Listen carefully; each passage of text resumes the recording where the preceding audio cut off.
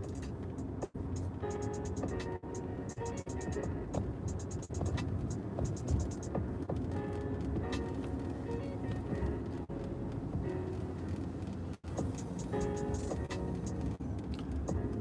back live in Chicago downtown. We're checking out to see what's going on around here.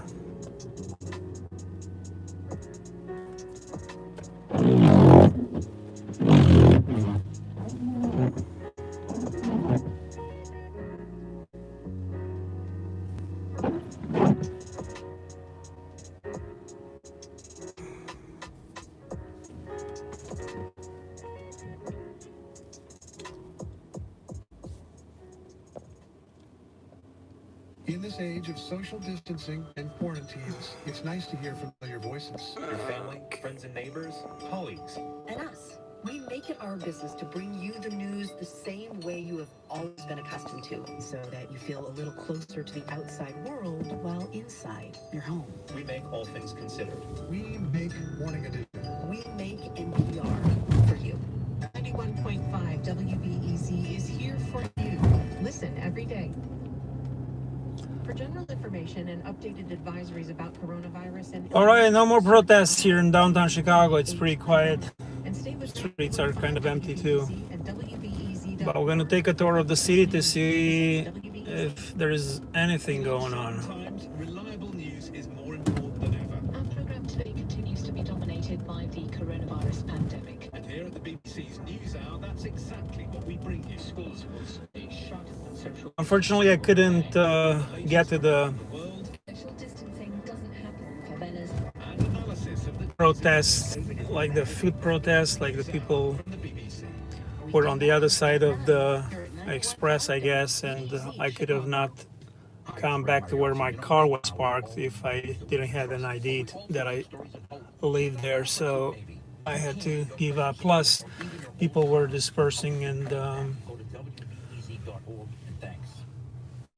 I guess they were kind of following the curfew that we're still having here in Chicago.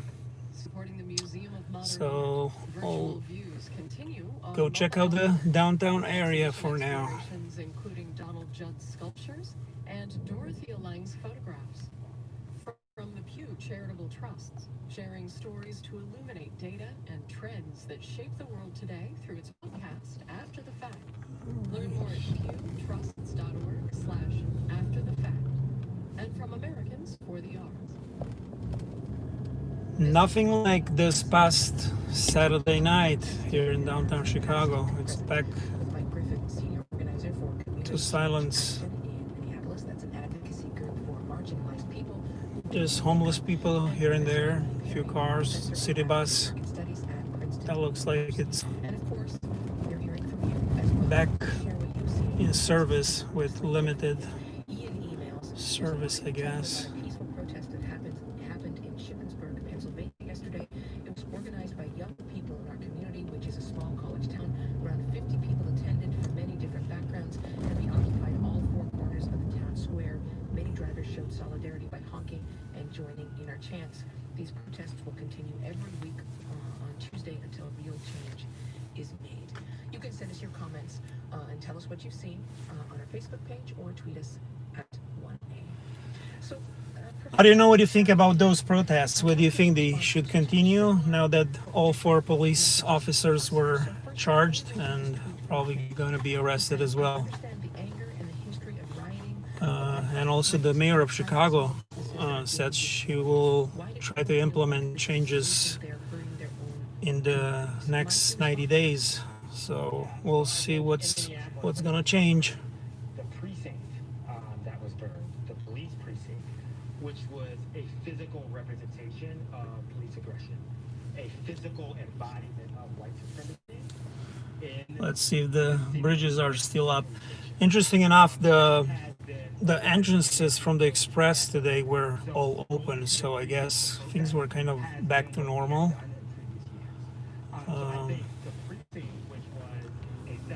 I guess they kind of realize there will be no more protests downtown during the week.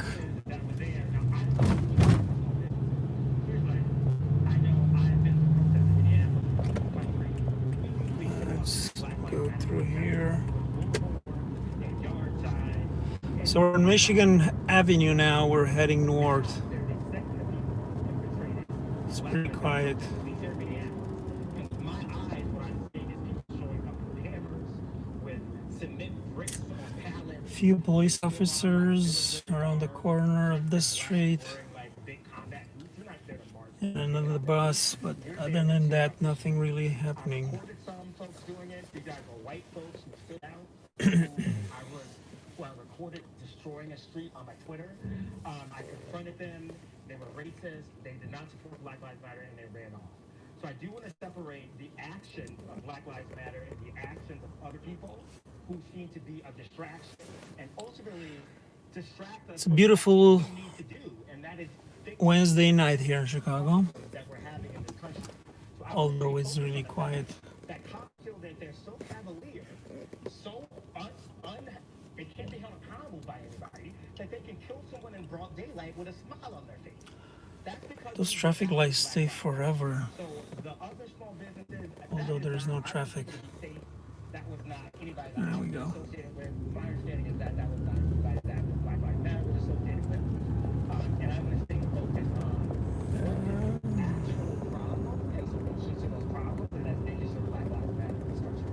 But then let me put to you, Professor Perry, this other email from Michael, which is similar, but perhaps you're Looks like a ghost town. Nothing walking on the streets. It's 9:24, so I guess everybody's inside. public property. Curfew's on. Disobey the lawful orders of police officers, no matter how righteous you feel your cause Feels like a zombie movie. Nobody from arrest. is in the city.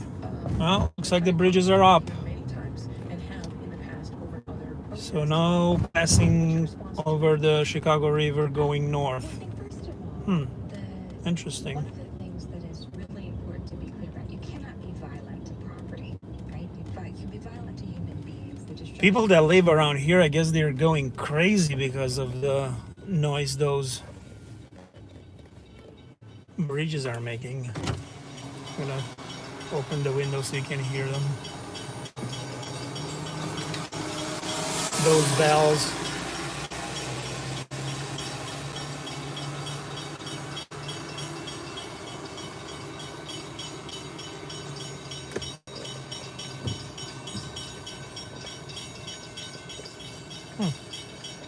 I don't know how long they're gonna keep those bridges up, but it's interesting. There we go. Cling, cling, cling, cling, cling, cling, cling. Well, people are getting crazy, and there's some police going on activity. Hello.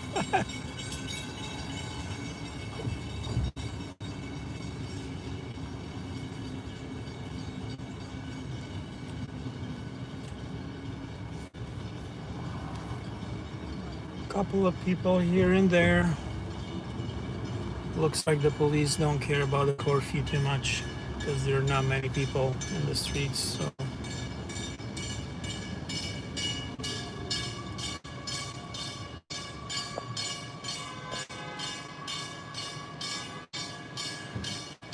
you wanna go? You wanna go where?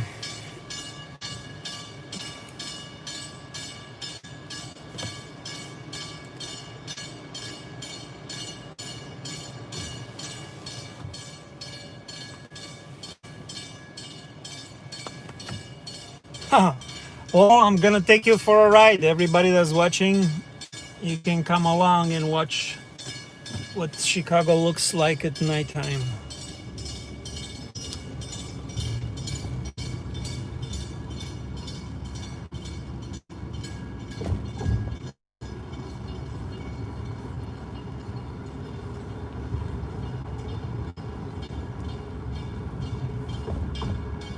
Those bridges are closed here as well.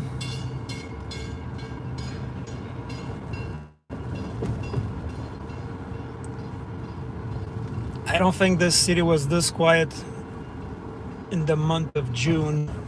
Oh, I should have made a left here. Well, keep going. Let's see. Oh, looks like this bridge is open. one way.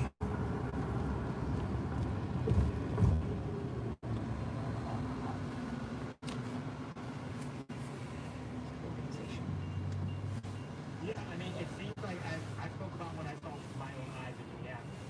I've got a Looks the businesses still have the wood boards on their windows. They're still boarded up. Today was supposed to be the day when the businesses were open here downtown, but I don't know how many they decided to open, because with those protests still going on, maybe they're gonna wait a little bit longer. Looks like the train, it's still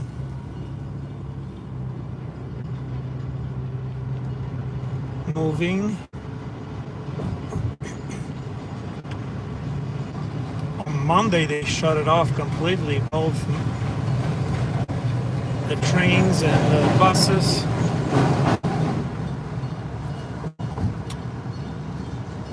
This bridge is up.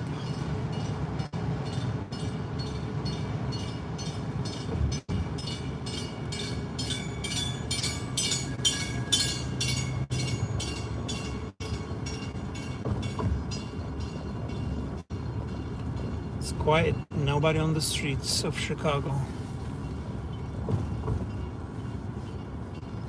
Except a few cars here and there. Oh, here are two people.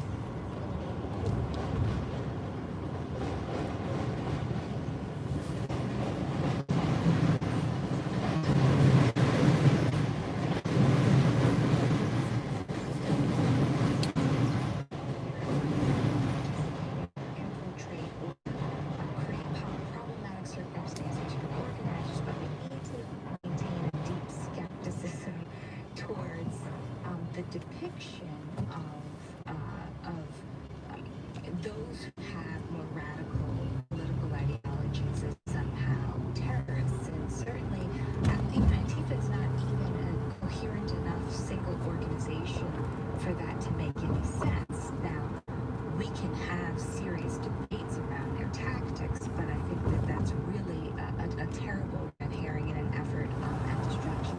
I'll also say, as a native of Birmingham, Alabama, I was grateful that the organizers, and this is organized to the for years to get that monument down, but it's finally been taken down. But it's also important to understand that the way the civil rights history of Birmingham has been taught has been a distortion, and that at every moment... My windshield is not really clean, apparently. It's not really clear, the image. The story of the two boys who were killed later that day. And we also don't hear the stories of the riots amongst black people in Birmingham that took place that day. And I think that's important because there's both the value of organized protest, but there are also moments of uprising that tell us something that we ought to understand.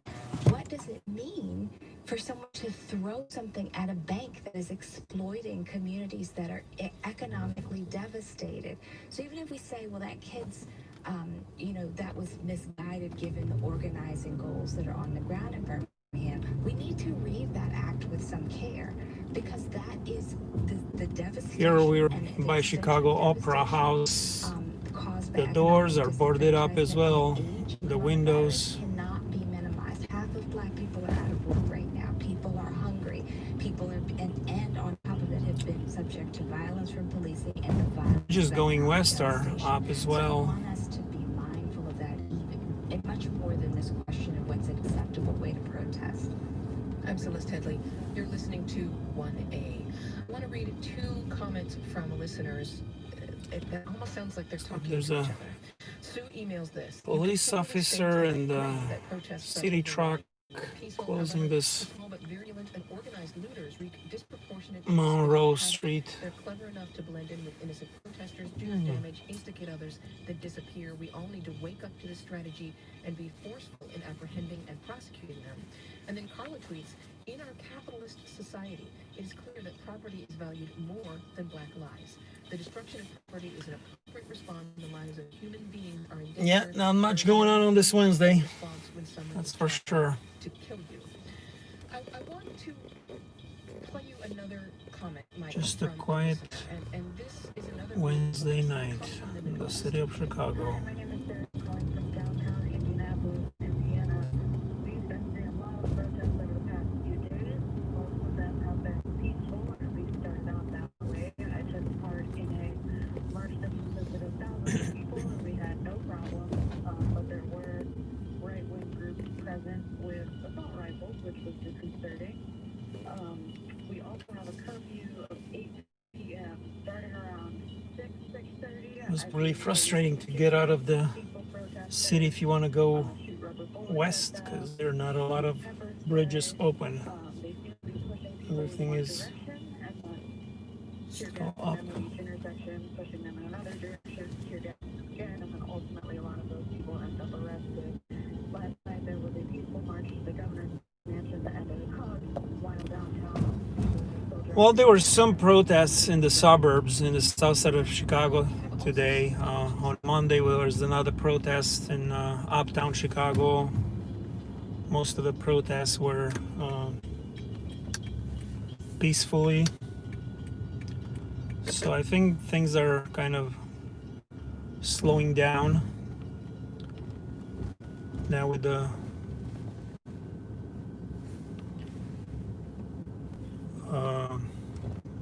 new charges of the other 3 officers. Things will probably quiet down a little bit. Let's see, get a lot of, can't really read all of the. No, it's not typical at all because it's really quiet. Usually it's more traffic, especially on Michigan Avenue. We'll try to go over there too. But with this curfew in place, can't really be on the streets. So everything is really quiet. We're on, let's see, this is Financial Street, Financial Place. We're close to the merchandise trade, I believe, or what is it called here, the Financial Street, and this is Clark. Yeah, beside the police presence at a few of the street corners. Not much going on. Let's see.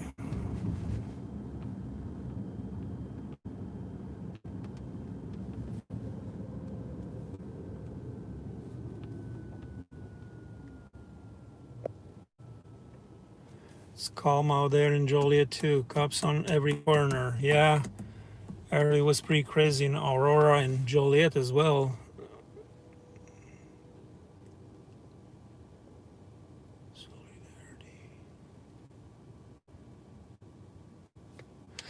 Yeah, they arrested one of the people that were setting police cars on fire. This 31 years old white male with a Joker mask on and some tattoos, which wasn't really hard to catch because he was stupid enough to not cover his neck. But yeah, there are a bunch of other people that I'm pretty sure they will be charged and identified in the following days and weeks from the video footages and also the streets camera and you know, all the recordings. So I'm pretty sure there will be more charges. Okay, let's see, because there are some closures here. It's a one-way street. Let's go south a little bit. Yeah, it's pretty quiet.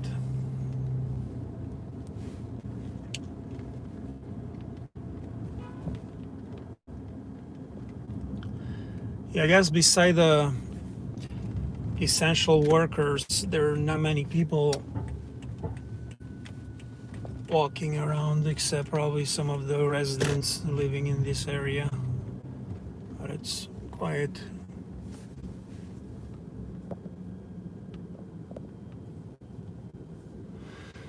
I am on, let me see what street I'm on right now. This is State and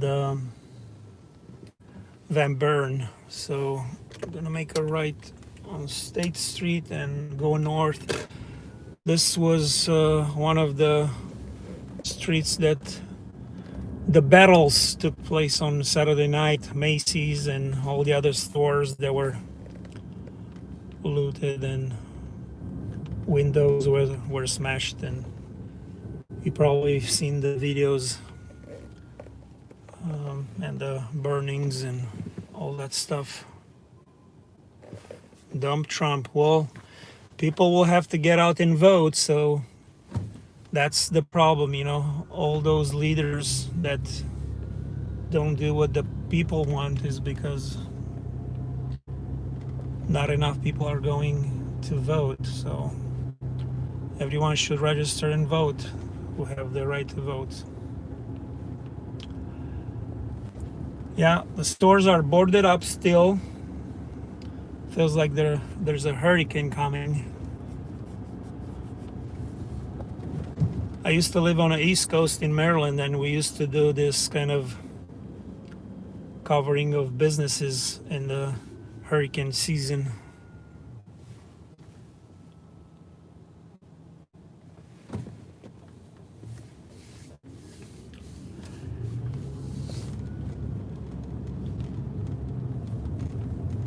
Yeah, I heard they were talking about $5 million of damages so far that have been counted. So the mayor promised about $10 million for the businesses in the downtown area that were affected by the riots and the vandalism. So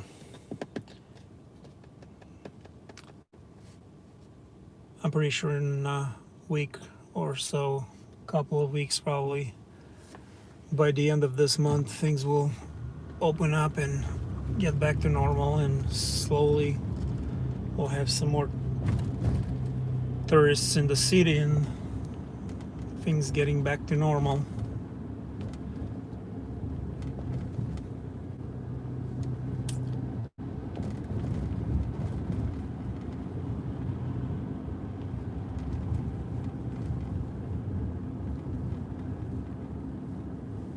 Yeah, it's quiet. Oops.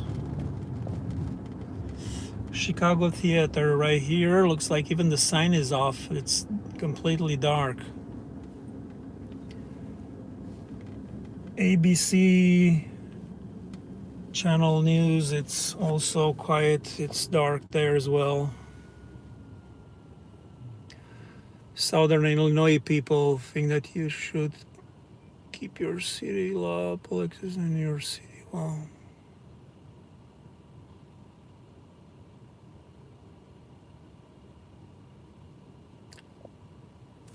I live 233 East Lakeshore Drive, so you live downtown. You've probably seen the craziness this past weekend.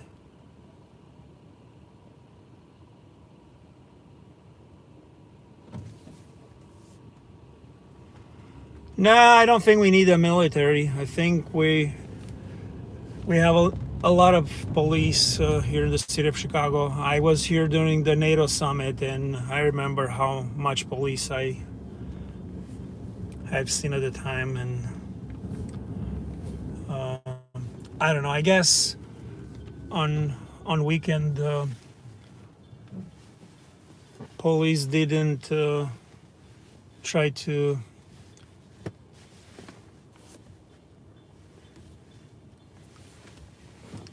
do too much because they were trying to give the protesters the right to protest, and with all the anger with the killing of that African American, they thought people will be angry if they will encounter a tougher police. But it was interesting because while some were protesting here on Lakeshore Drive and things were peacefully just a few streets around the corner, other people were just breaking windows and stealing things from 7-Eleven and Walgreens and some other places. So they were definitely in the city not to protest but to do damages and create chaos. So I think there are two groups: the people that protest and they were here to express their right to protest, and those people that were here just to do acts of vandalism. So same like police officer, they're bad police officer that abuse their power, and they're good cops who are doing a great job, and it's not easy. I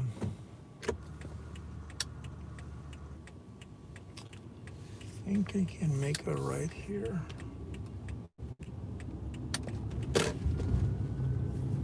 So we're crossing now the Chicago River going north.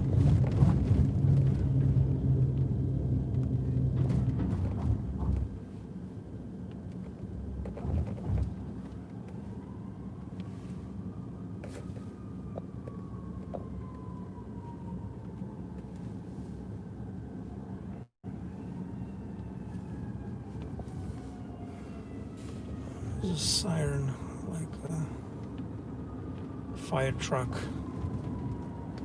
or ambulance.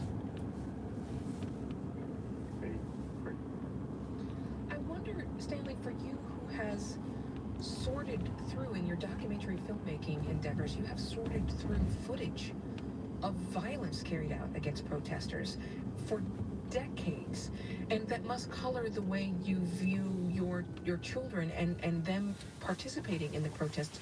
What advice do you give them? Yeah, so I'm on Dearborn and Illinois.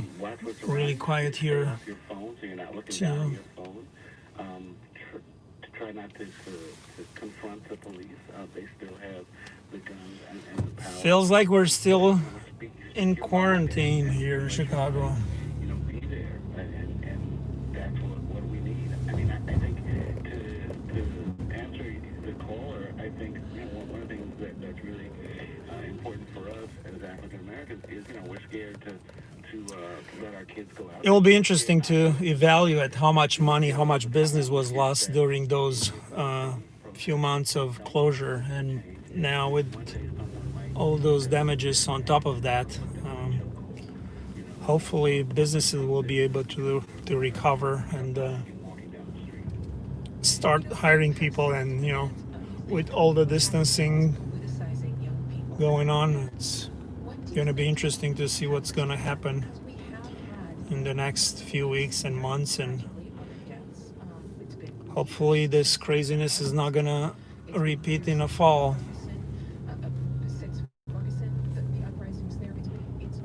Yes, many people cannot pay their rent, and it's understandable that some of them are really frustrated, especially in the south side of Chicago where there was a lot of look at that rat crossing the street. It's a big rat. Huh. Oh gosh, that was a interesting big rat. Yeah, so it's unfortunate that the stimulus package, the $1,200 per person, it's nothing for being able to live in Chicago. It's kind of an expensive city to live, and not just Chicago, but the suburbs and pretty much everywhere around the country.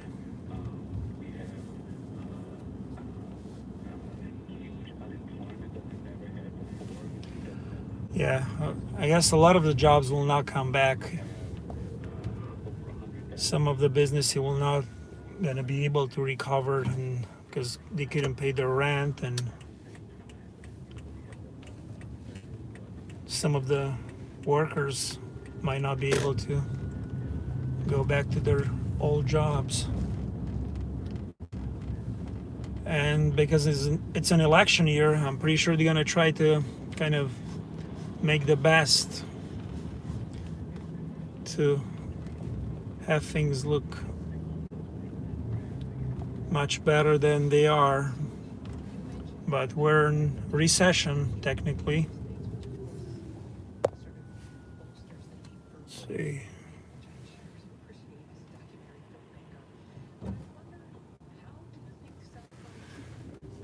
Yeah, it's all politics, You can't get the money if the Congress doesn't pass, and with the two parties that are fighting each other for things, takes forever to approve those money, and then the president is the one that has to sign it.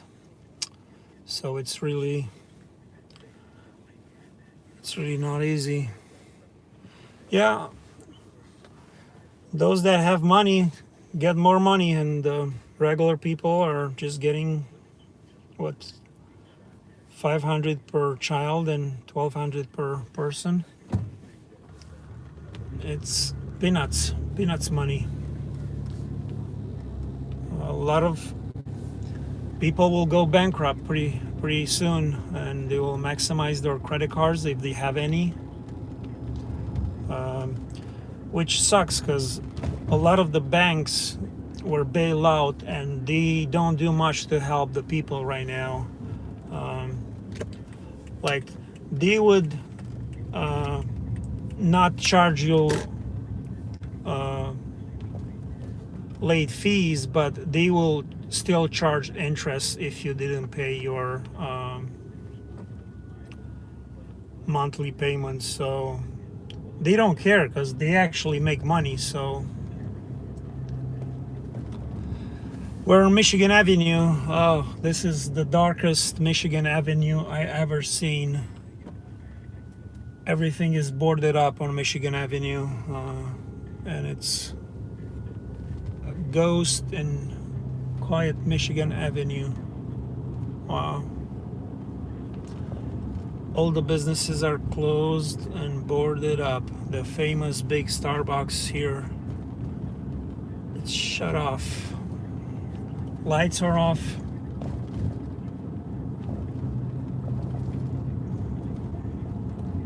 Really weird. It's like the apocalypse coming, the Armageddon.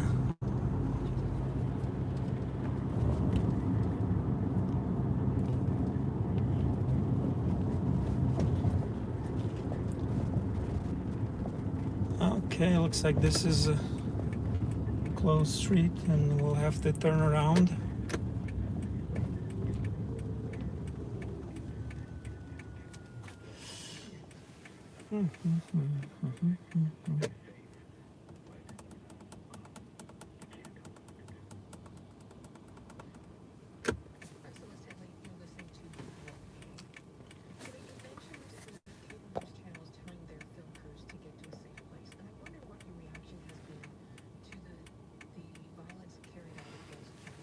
To take off your mask.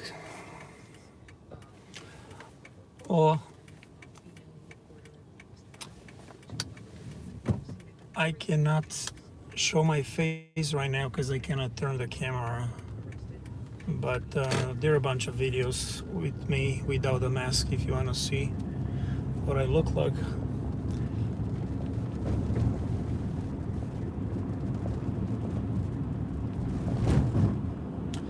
So we're heading north on Michigan Avenue now. We can see the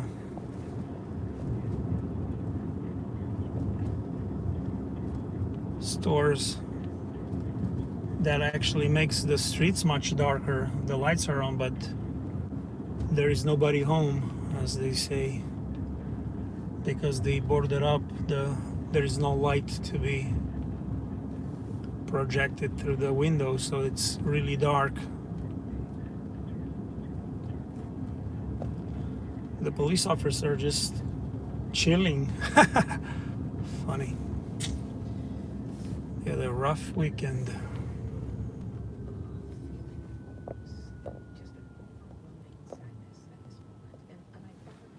So let's read some.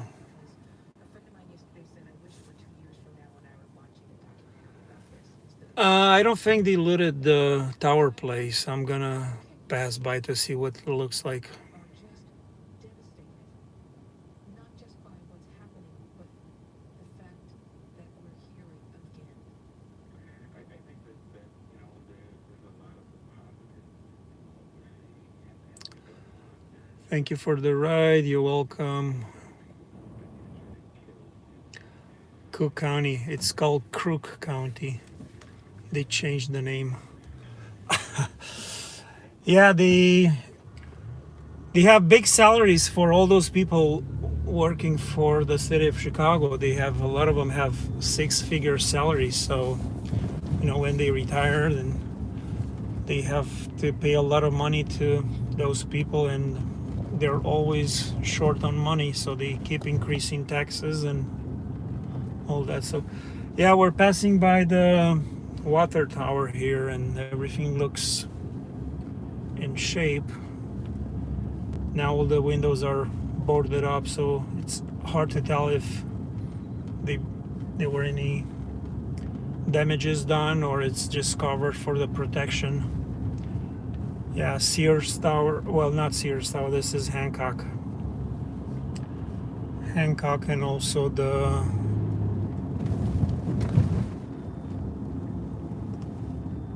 really expensive stores, Bloomingdale's. Everything is boarded up, so I'm not sure if there were any damages done to this area, this north side. I couldn't cross, and I didn't even know if there were any protests in the north side of the city on Saturday, because you couldn't cross the bridge. So, but I guess you probably know if you read the news what happened where.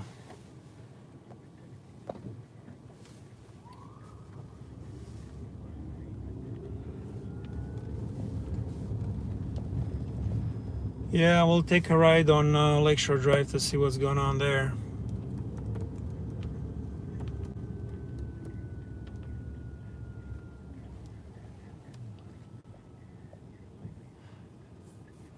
Well, in Washington, D.C., I think they put more National Guards troops. There's actually one military truck, probably from the National Guard, right here on the left side. There were a few National Guards. I think they activated, yeah, there's another one right here. I think I heard there were about 300 National Guards that were called here in Illinois. And I would guess most of them were sent to the Chicago area. But yeah, I don't think they had a lot of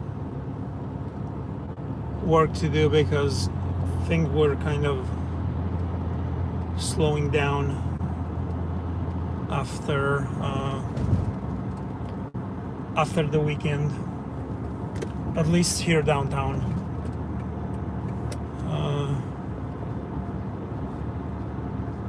Yeah, Lakeshore Drive looks like there's a little bit of traffic. It's almost 10 o'clock.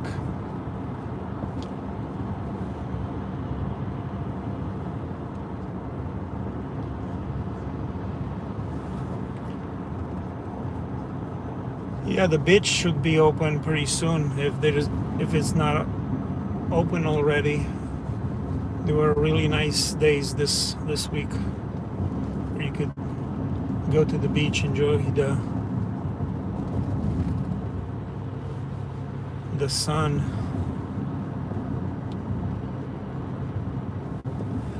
Just wondering if there will be any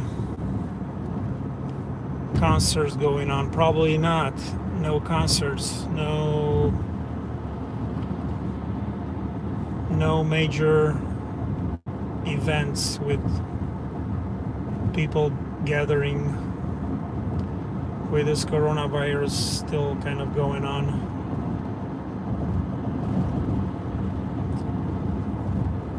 Yeah, so we'll head north. Unfortunately, it's really hard to read the messages because I'm driving and I cannot really focus on the reading of the messages. But yeah, hopefully you enjoyed the ride here in downtown Chicago, where it's quiet and things are getting back to normal slowly. In Washington, D.C., I had a friend of mine, and he was telling me that actually right by his house the other night they were deploying like a Black Hawk helicopter, and the military people were jumping off the helicopter like they were doing it in a war zone like Baghdad or Afghanistan, which it's kind of crazy. I think things got a little bit out of hand with the use of military in Washington, especially I think it was on Monday when the president was trying to get that picture taken outside of the White House, and they were somebody's in a rush. Yeah, they were beating protesters, even journalists. A bunch of journalists were kicked and pushed around, and that's not good at all. But hey, November comes, people should get out and vote. So if you like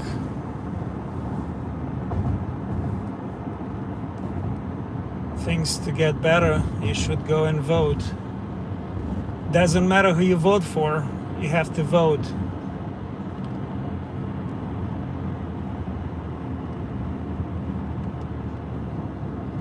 But I think as of right now, with this pandemic and unrest, and not just that, the United States is kind of losing on a world stage, and it's unfortunate.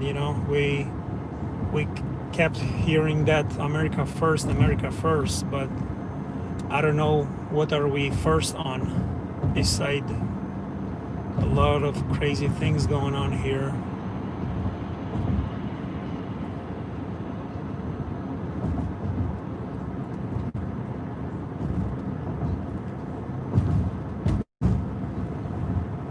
So this is Lakeshore Drive, getting closer to north side of Chicago.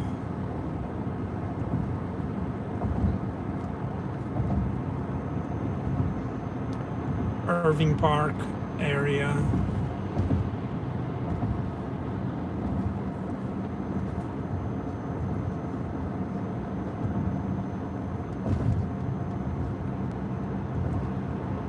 It's pretty quiet. Probably gonna exit a little bit north to check out the area, what's going on here.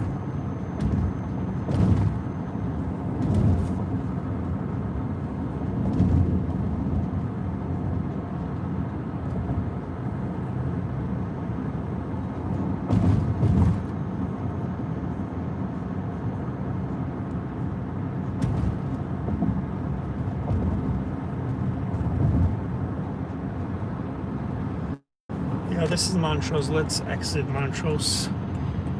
Take the streets a little bit, see what's going on here.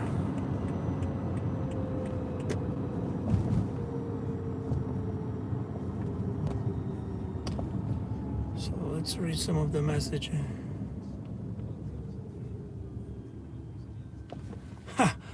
Okay, I didn't go faster, unfortunately. Let's see.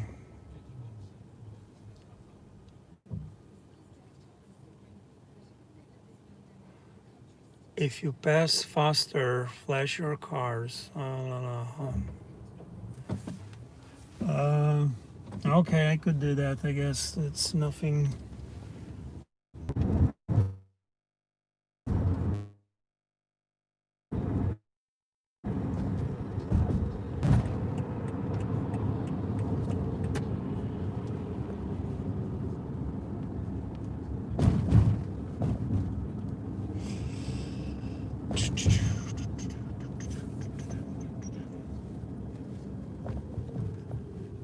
I guess this is faster if I'm not. Let me just pull over for a little bit.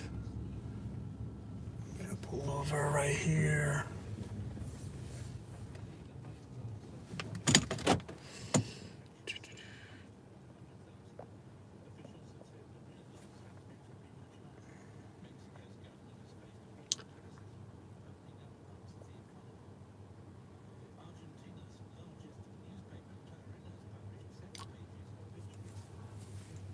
I'm right here on Irving Park and Lakeshore Drive. Okay, well, a little bit north.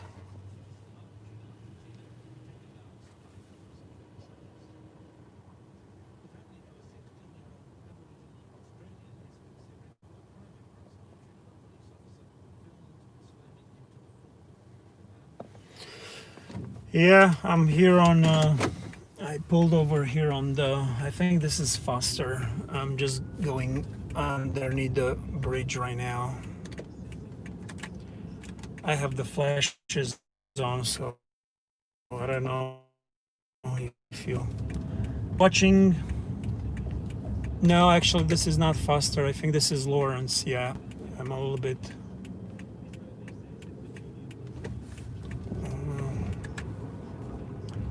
Yeah, I'm heading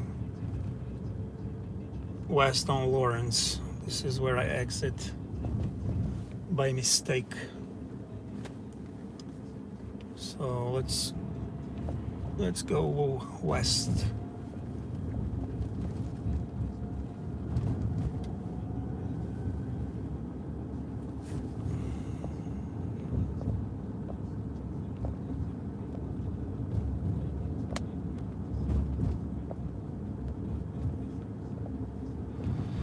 Yeah, it's hard to read the messages and also drive, so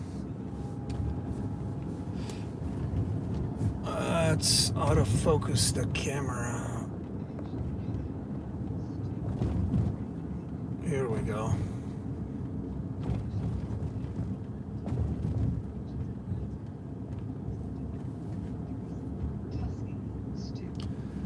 So we're in Sheridan and Lawrence. Empty parking lots here.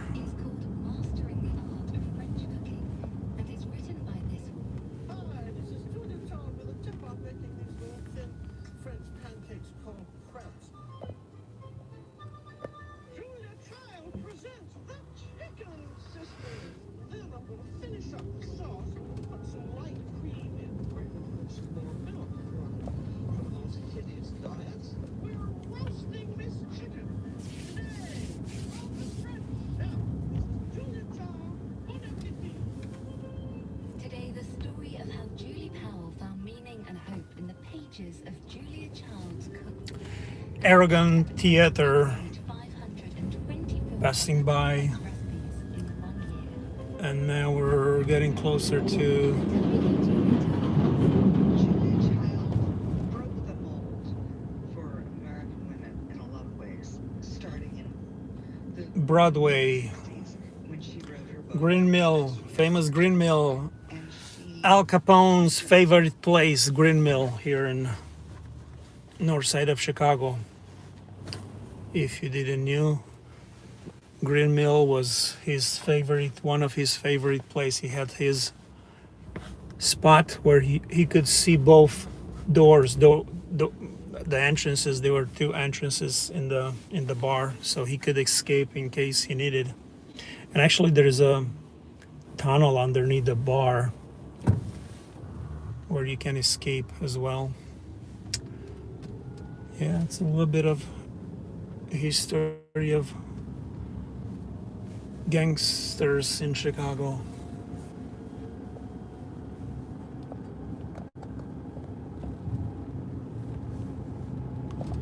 Yeah, I gotta speed up a little bit because there's a car behind me and they're not gonna be happy for driving 20 miles an hour.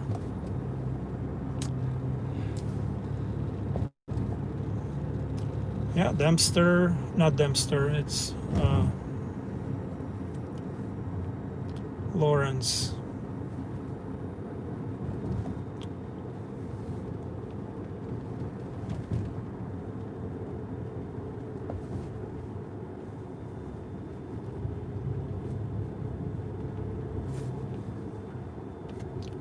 It's quiet. Yeah, so just as quiet in the north side as well. So everybody looks like is respecting the curfew.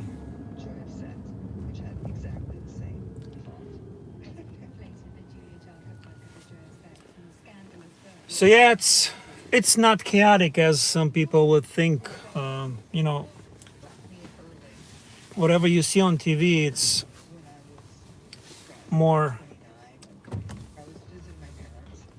censored compared to the reality. You know, if there is nothing crazy going on, people will not really watch. So they try to make things to amplify them and make them look crazier than they are in reality. It's unfortunate, but that's how it is, because if it's quiet, people will not really watch.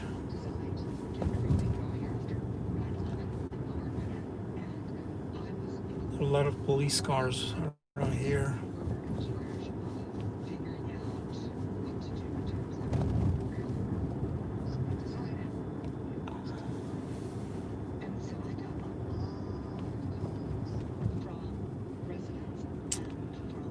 Ten. It's 10 o'clock.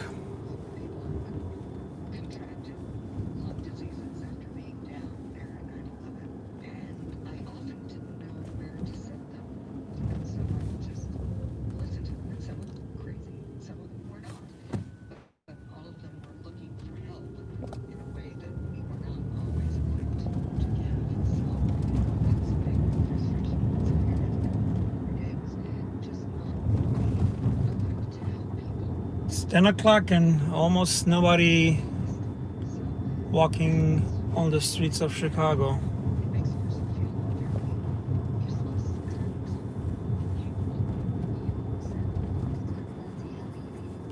Things seems to be a little bit much normal here in the north side because of the businesses not being boarded up.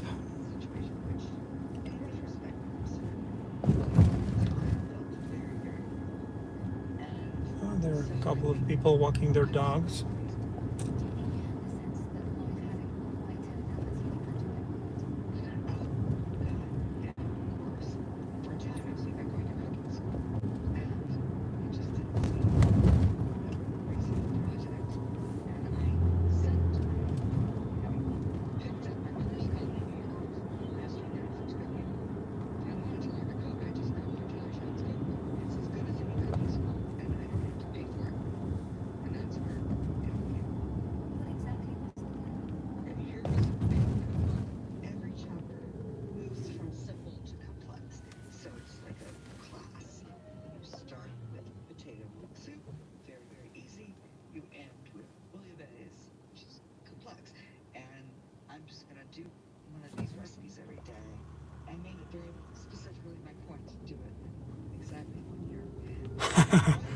U.S. President Trump steps down from bad, probably.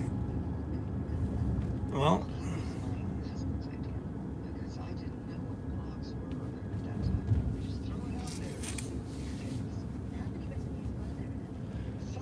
so we're in Lincoln Square area. Looks like, oh, that's interesting. Looks like there's some action going on here. There's like a business that is open. That's really interesting.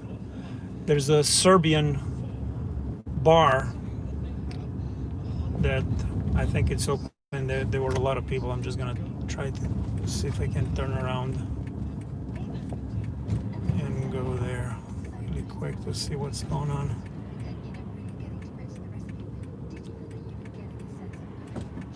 Let's go over here. I think a lot of people try to pin her down as this sort of comforting auntie figure.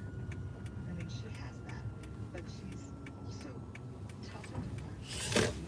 Let's go see what's going on in Chicago. It looks like north side of Chicago. There's more action. I think we have a speakeasy place for those who knows what speakeasy are. Yeah, what everyone loves about her. She was unflappable. Yeah, it used to be a German town, but actually they even closed the Brauhaus that was in Lincoln Square. I think they closed it last year after who knows how many years they were in business, but what's happening in Cicero, I don't know. I hope things are calming down.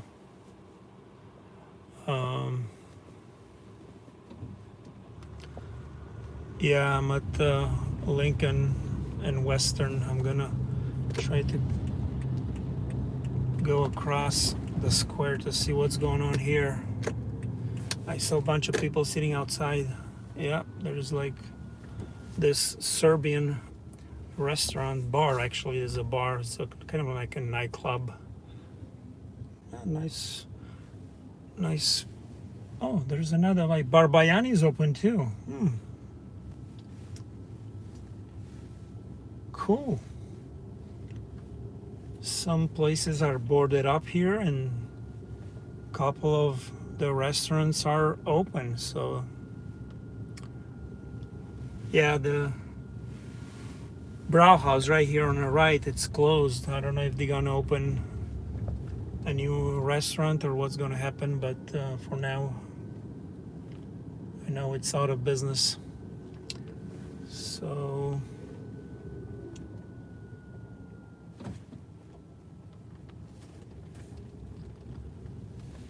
nothing really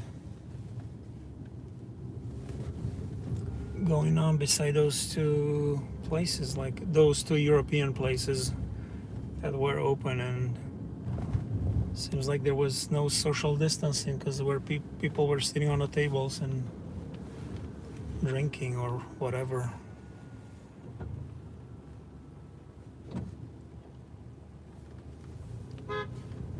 Yeah.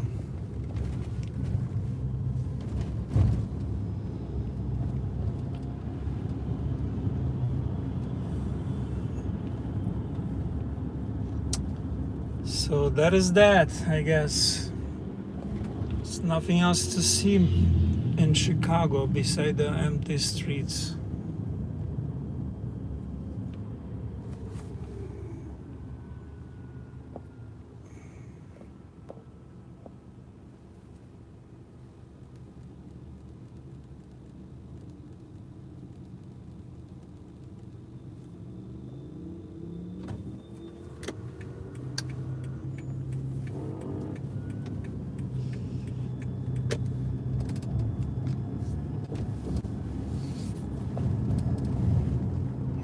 Dinners at 11 p.m. at night. And the fridge was always a nightmare. One of the great jobs my husband did for me that year was try to keep it somewhat under control. But there was always leftovers, and sometimes like a big hunk of like pig's leg stuck in there. It's just sort of stuck in there. So it's always entertaining. What did the people around you make of what you were doing? Your husband, your family, your friends? My husband, Eric, was always extraordinarily supportive. I'm not the only one who gained a little weight that year. But my mother, she didn't get it. She thought I was just making life harder for myself for no good reason. Also, obviously, you were writing a blog, so you had people hopefully reading it. I mean, were there many readers in those early days? Oh, yeah. Maybe 5,000. Now doesn't sound sound like much, but at the time it was pretty decent. And whoever was connected to me was connected to me every day and really cared. Like, every once in a while I get a troll basically denigrating the purpose of the project. Nobody cares what your mediocre cooking's like, etc. And so when I read it, I wasn't even all that upset by it. I was like, okay. But my loyal readers came down like a flock of harpies on that guy. It was amazing. Leave my wonderful Julie alone. It was great. I loved it. That's nobody behind me now. There were a few cars earlier, but Super difficult. it's not much traffic, so When I kind of lost my mind a bit. I would say maybe in April, I had a breakdown that involved putting watercress through a food mill that wasn't working properly. And I absolutely lost it. I threw the food mill down. There was watercress everywhere. I was sobbing. It was a totally irrational, dumb breakdown. And Barrett came up to me. You've got to stop doing this. I can't live with you anymore. You've got to yeah, stop. quite a few businesses are boarded up here too. Watercress around it. And I was like, yeah, you're right. You're Left right. and right, they were preparing for And I just sat riots there in this cried part for of a the while. city And as then well. I got up, picked up the food mill, and I said, you know what? No, I'm the A only couple one of young ladies that here. has to do this. This is my Actually, choice. So I can't. there was a place that was open. I think I had set this project up to be a defining moment in my character. That if I don't go Lawrence. through with this, I may never go through with anything at all. Like, that I was used to live how this I was seeing it.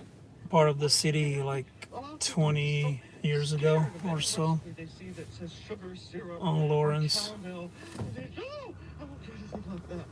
This is one of this awful American I kind of know the of fear of area around here. And if you're going to have a sense of fear of failure, you're just never going to learn how to cook, because cooking is, well, lots of it is one failure after another, and that's how you'll finally learn. But you've got to have developed what the French call humour foutisme, or I don't care what happens, the sky can fall, and I'm going to go over the stone. I'm going to learn. I shall overcome. I know I had a lot of subscribers, new subscribers this past weekend, but unfortunately my channel it's mostly not in English, so a lot of people will be disappointed probably because I'm gonna have to make a lot of videos that are not in English, and they're not gonna be able to understand. But here and there, I'm gonna have some videos that are in English as well. So And you have to keep in mind that this was early on. all right, good night those that are getting out. I'm gonna stop the ride pretty soon as well, because there's not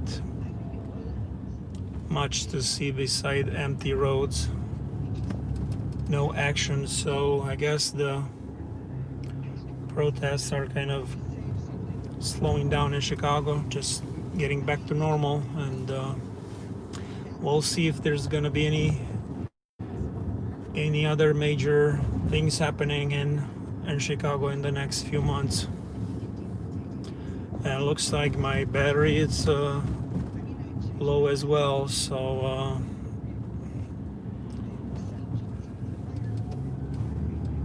I'll say good night everyone, no matter where you live. If you live in Chicago or the suburbs or anywhere around the country or the world, be safe, and we'll see you next time.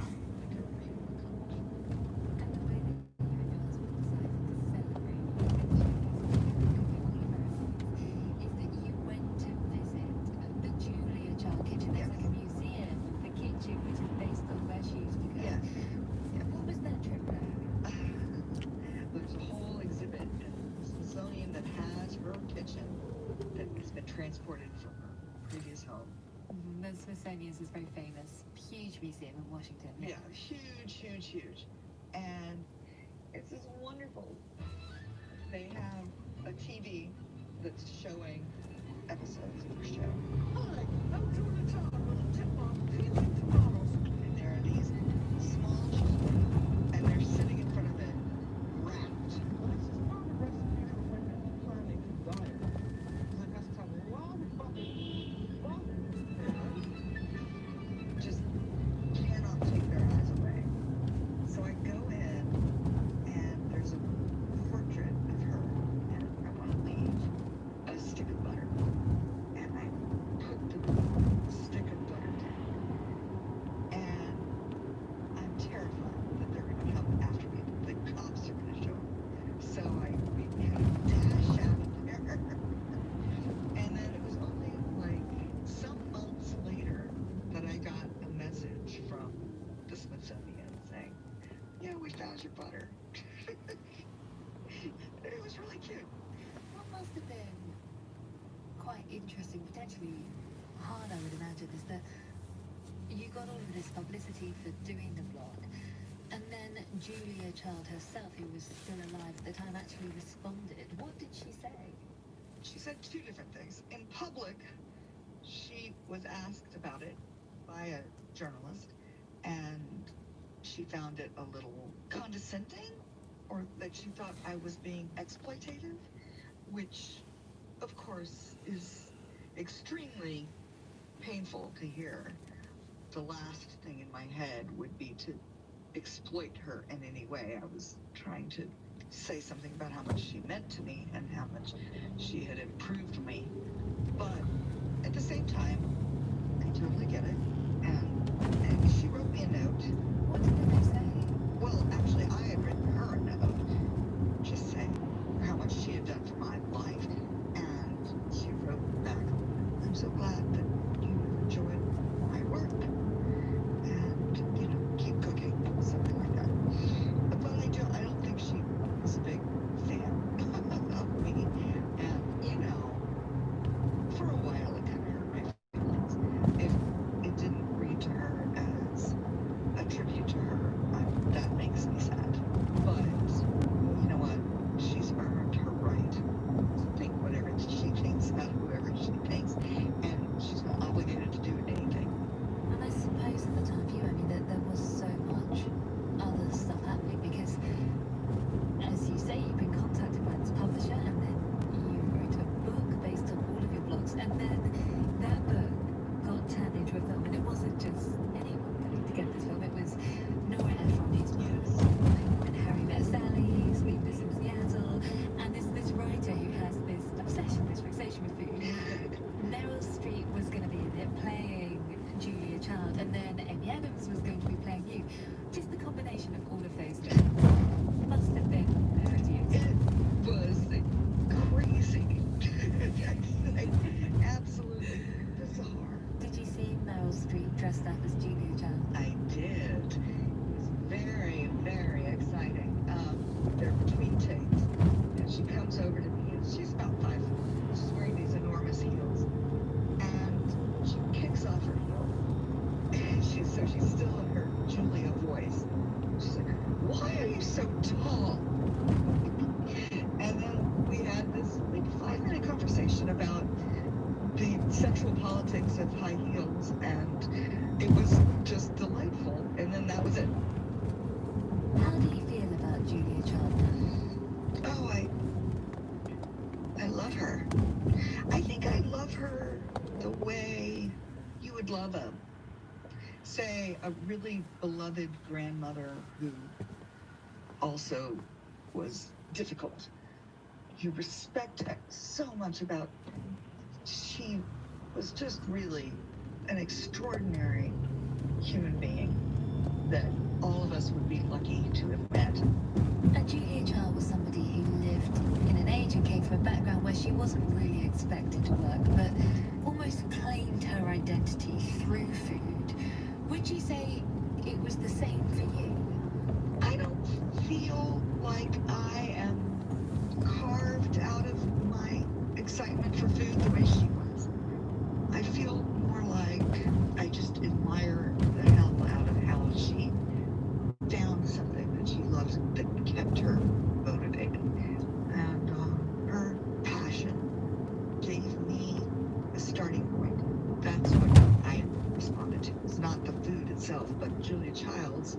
for food. Pursuing something I have passion for is necessary. I need to have that in my life. Julie Powell speaking to me from New York. Julie and Julia is the name of the book and the film based on her blog. This is Outlook. We're back in a minute. Distribution of the BBC World Service in the United States is made possible by American Public Media, producer and distributor of award-winning public radio content, engaging audiences, creating meaningful experiences, and fostering conversations. APM, American Public Media. With support from Progressive Insurance, protecting small businesses with specialized coverages for commercial vehicles. More at progressivecommercial.com. Thanks for listening to 91.5 WBEZ.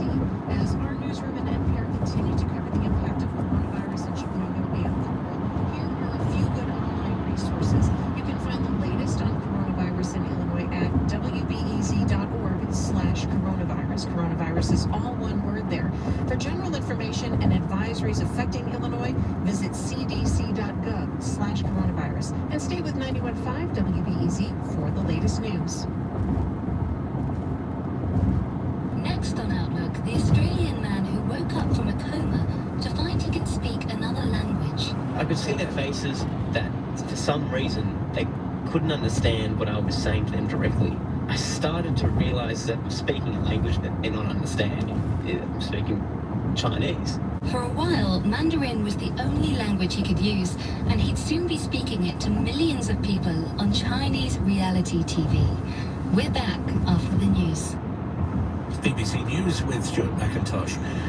President Trump's former Defense Secretary James Mattis and his predecessor Barack Obama have both expressed their support for the street protest demanding racial justice in America in the wake of the killing of George Floyd. Mr. Mattis denounced Mr. Trump as divisive and said the United States was witnessing the consequences of 3 years without mature leadership. Mr. Obama urged Americans to seize the opportunity to tackle underlying problems in society. Brazil has registered a record number of deaths with coronavirus for the second day running. 1,349 Brazilians died with COVID-19 in the past 24 hours, taking the total to more than 32,500. Austria is opening its borders with most neighbouring countries today, but officials said the COVID-19 figures in Italy were still too high to allow free travel there. More than 1,000 people with COVID-19 have died in Mexico in one day. The government has faced criticism for opening up parts of the economy. The family of a 16-year-old Aboriginal Australian is considering a private prosecution of a police officer filmed slamming him to the floor during his arrest in the city of Sydney. An internal police investigation is focusing on whether excessive force was used. Argentina's largest newspaper, Clarín, has published several pages of obituaries for more than 300 women killed because of their gender in the last year. Rights groups in Argentina say the country has seen a surge in femicides. Hungary and Romania will commemorate the centenary of the Treaty of Trianon today, one of the peace treaties which formally ended the First World War.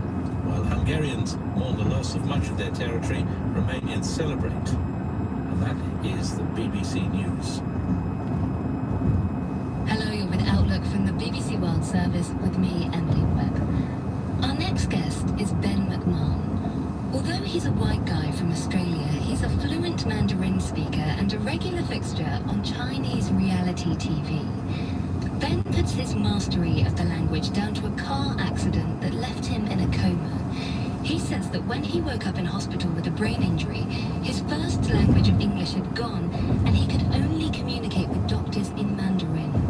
He's been telling Outlook's Harry Graham what happened. They had to tap my sternum, and every time that would happen, I'd go, tong, tong, tong, or tong, tong, tong, and that would just mean painful or hurts. I was thinking in Chinese, like everything was in Chinese. This Mandarin hadn't come from nowhere. He had spoken it before, but at a very basic level at high school. I could do a basic introduction. That's the thing that you would learn in your second or third Chinese class. You learn, hi, my name is blah blah, I am Australian, I like hamburgers. I think that's generally what you learn. That kind of gave me a little bit of a basis and an interest in the language. To spice up his studies, he got really really into Chinese reality TV. His favourite was a dating show with a huge audience and a reputation for ruthless elimination.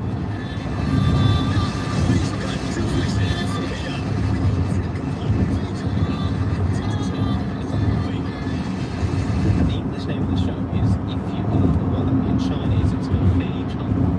Right. Essentially, one guy walks out, one guy. So the guy stays out there in a stage and they get armed with questions from the girls about, how much money do you make each year? How many houses do you own? What's your work? What do your parents do? What star sign you are? And then slowly, if the girls like the guy, they'll leave that line on for him. So they're speaking Chinese Mandarin. I mean, how much of this could you understand? I'm able to understand a lot of it. I'm able to understand words here and there, a couple of sentences, but it's really more the facial expressions, I think, that I'm getting most of the gist of what people are talking about. Mandarin was a side project back then, but it suddenly became a lot more important when he turned 18. So I was a passenger in a car and we were turning on a highway in Melbourne, and there was a huge truck that went through a red light and smashed into the side that I was passenger in. And so that mashed up the car and mashed up me, really, because there was quite a lot of what could be potential damage to the front and the side of my brain. It was a week before he showed any signs of consciousness. To be honest, it was all a little bit of a blur, because from what I was told, I'd wake up for 15 minutes and then I'd drift back into sleep. But my first sort of memories, slowly, gradually waking up and then attempting to communicate with, I think it was a nurse there at the time.